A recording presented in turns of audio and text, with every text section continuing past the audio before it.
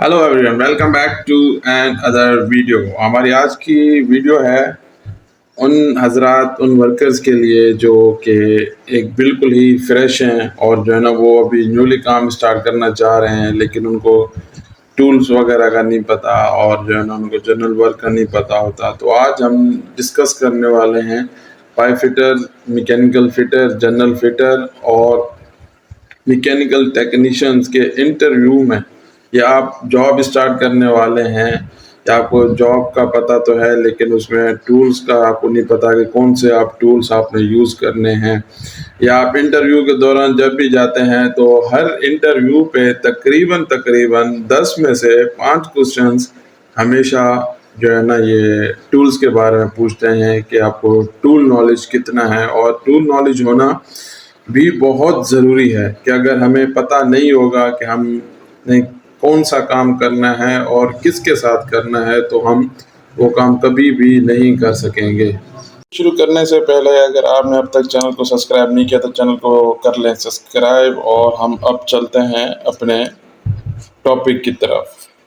सबसे पहले हम देख लेते हैं कि टूल होता क्या है। टूल का मतलब औजार कि जिससे हम कोई सा भी काम करने जा रहे हों तो हमें कौन कौन सा टूल काम आता है, या कौन से काम के लिए कौन सा सूटेबल टूल अच्छा रहता है। तो हम सबसे पहला टूल है कॉम्बिनेशन स्पैनर। कॉम्बिनेशन स्पैनर क्या होता है? एक साइड से रिंग बनी होती है और दूसरी साइड से वो ओपन एंड होता है। जब ये दोनों आपस में मिलते हैं तो इनको कॉम्बिनेशन स्पैनर कहा जाता है। और ये इंटरव्यू में भी पूछे जाने वाला क्वेश्चन है कि कॉम्बिनेशन स्पैनर को कॉम्बिनेशन स्पैनर क्यों कहते हैं। तो आप उनको बता सकते हैं कि इसके एक साइड पे रिंग है और दूसरे साइड पे ओपन होता है। और ये दोनों साइडेड पे, अगर इस साइड पे अगर रिंग साइड पे भी 22 होगा तो ओपन साइड पे भी 22 का ही स्पैनर होगा। अगर वहाँ पे रिंग पे 27 साइज़ होगी तो उधर ओपन पे भी 27 ही रहेगा। ये दोनों का साइज़ बिल्कुल सेम ही रहता है। कॉम्बिनेशन हम यूज़ करते हैं दोनों जॉब्स के लिए, चाहे वो लाइट जॉब हो चाहे वो कोई हैवी जॉब हो। हैवी जॉब पे भी हम यूज़ कर सकते हैं, लेकिन अगर नट बहुत ज़्यादा टाइट है तो वो उससे नहीं खुलेंगे। उसके लिए फिर हमें और टूल यूज़ करना पड़ेगा। जितने भी टूल मैं बता रहा हूँ ये टूल कॉमन टूल हैं और इन टूल्स का आपको लाजमी पता होना चाहिए। ये आपके लिए हेल्पफुल रहेंगे इंटरव्यू में भी और एक इंडस्ट्री में भी। तो थर्ड टूल है स्ट्राइकिंग। के स्ट्राइकिंग क्या है? स्ट्राइकिंग की शेप आप पिक्चर में देख रहे हैं। स्ट्राइकिंग हमेशा हम हैवी ड्यूटी जहाँ पे स्टड वगैरह या कोई नट वगैरह फंसे हुए होते हैं या ज़्यादा टाइट होते हैं तो वहाँ पे हम स्ट्राइकिंग यूज़ करते हैं, चाहे वो 15 पाउंड के हैमर के साथ हो या फिर 20 पाउंड के हैमर के साथ हो। तो हम स्ट्राइकिंग हमेशा उधर यूज़ करते हैं जहाँ पे हैवी ड्यूटी हो या जहाँ पे नट बोल्ट जो है ना ज़्यादा टाइट हो, तो वहाँ पे हम हैमरिंग करके खोलते हैं।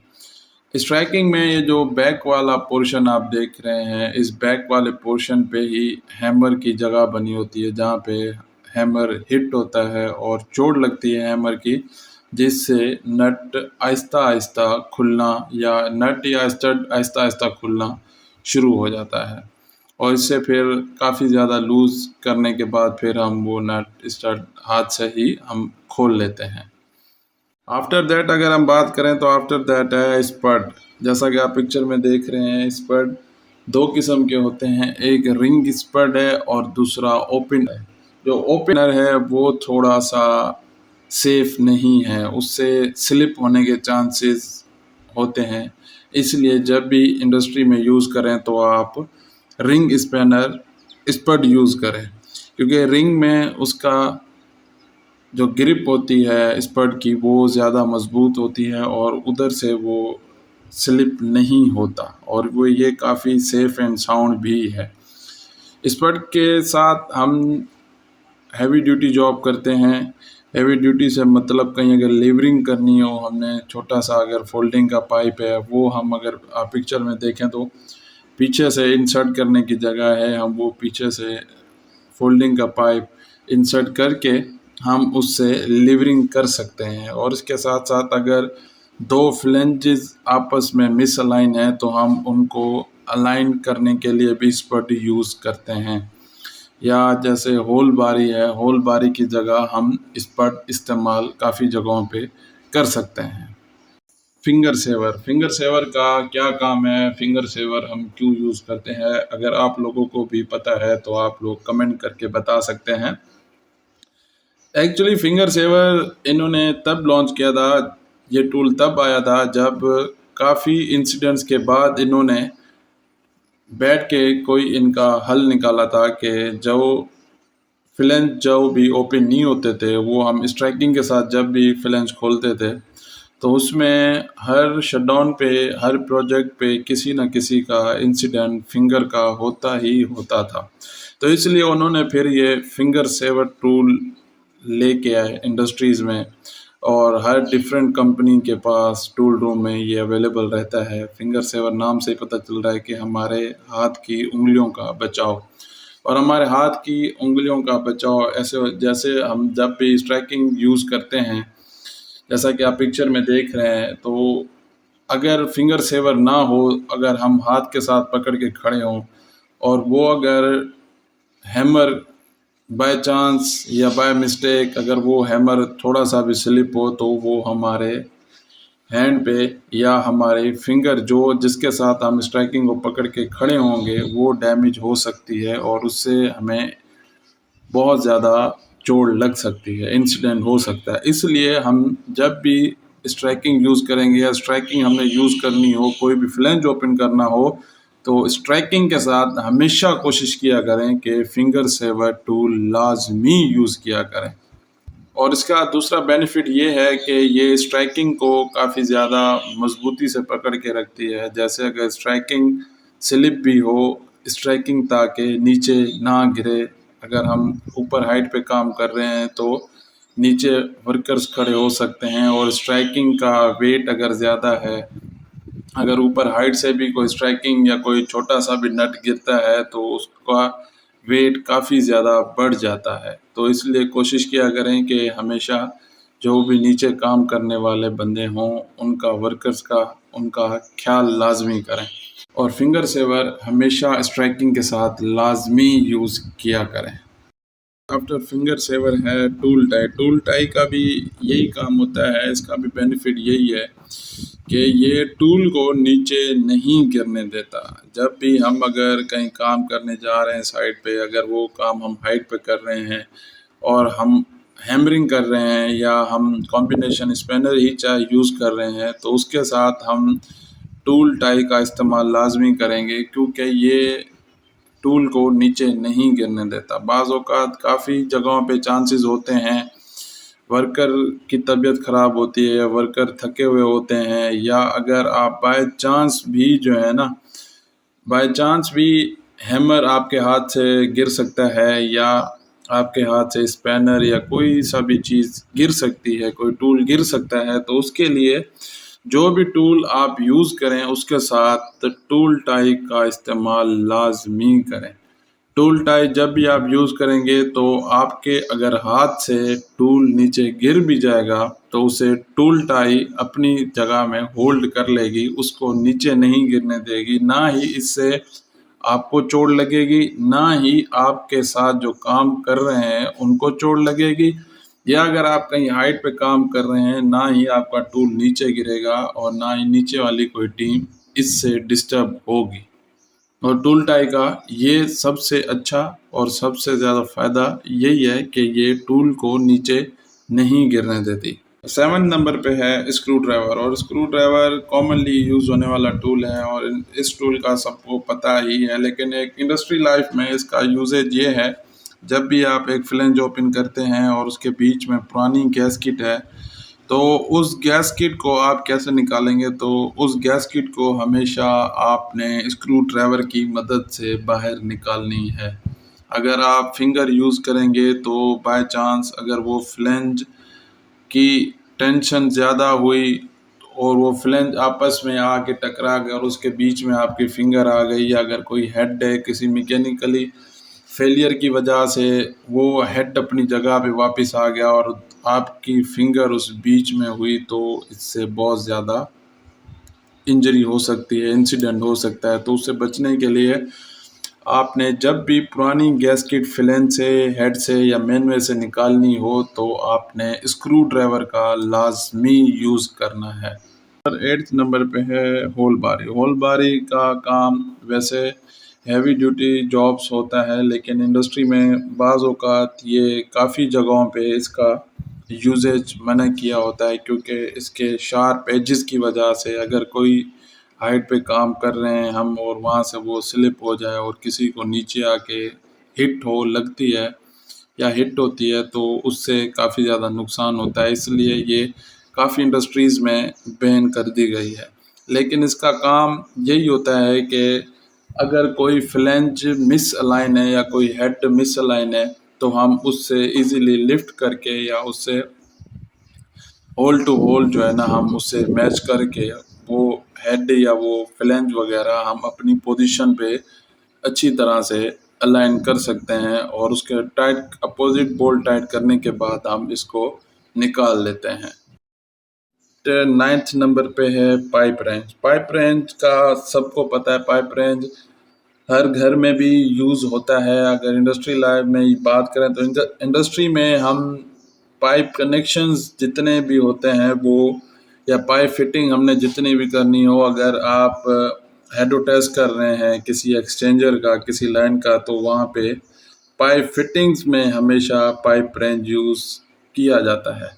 और ये इंटरव्यू में भी पूछा जाता है कि पाइप रेंच हम किस लिए यूज़ करते हैं, तो आप उनको बता सकते हैं जितनी भी पाइप फिटिंग्स हैं, लाइक एल्बो हो गई या टी है या निपल वगैरह है, या आप कह सकते हैं उसको, अगर हमने कहीं पे भी एक्सचेंजर या किसी लाइन वगैरह का, किसी ट्यूब वगैरह का हेडो टेस्ट करना है, तो वहाँ पे हमें फिटिंग्स जब भी हम करेंगे किसी भी चीज़ की, असेंबली की या वेंट की, तो हमें वहाँ पे पाइप रेंच की ज़रूरत पड़ेगी। 10th नंबर पे वर्नियर कैलिपर। वर्नियर कैलिपर भी आपको इस टूल का भी पता होना चाहिए कि वर्नियर कैलिपर हम क्यों यूज़ करते हैं। वर्नियर कैलिपर से हम 3 डायमेंशन नोट कर सकते हैं। एक इंटरनल, जितनी अगर ट्यूब अगर आप मेजर कर रहे हैं कोई, तो आप वो ट्यूब की भी मेजरमेंट इंटरनल भी ले सकते हैं और एक्सटर्नल भी इससे मेजरमेंट ली जाती है। और थर्ड मेजरमेंट हम इससे लेते हैं, उसे कहते हैं डेप्थ की, जो आखिर में जो पीछे से अगर आप पिक्चर में देखें तो पीछे से एक पिन टाइप निकली हुई है, और इससे हम डेप्थ जितनी भी होगी इससे हम मेजर इजीली कर सकते हैं।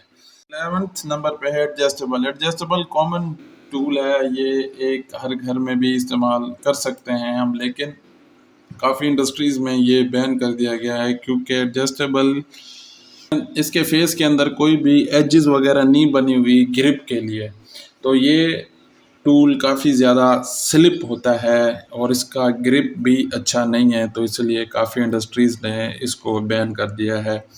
लेकिन वेल्डर हजरात जितने भी हैं, जब भी वो अपने सिलेंडर्स की फिटिंग करते हैं या उन पे गेजेस वगैरह इंस्टॉल करते हैं, तो वो एडजस्टेबल टूल से ही करते हैं, और वो एडजस्टेबल टूल सिर्फ उन्हीं को ही अलाउ होता है, या आप किसी लाइट जॉब के लिए भी आप एडजस्टेबल यूज़ कर सकते हैं। लेकिन लाइट जॉब के लिए जो ज़्यादा हैवी ना हो और वो लाइट जॉब हो, बिल्कुल हल्का जॉब हो, कोई भी आप उससे कर सकते हैं ईज़िली। अगर आप हैवी जॉब की बात करें तो हैवी जॉब में ये होगा, इसका ग्रिप अच्छा नहीं है इस टूल का, और उससे जब भी आप कोई हैवी काम करेंगे तो वो स्लिप हो सकता है और उससे चोट भी आपको ही लग सकती है, इसलिए आप इस टूल को अवॉइड करें।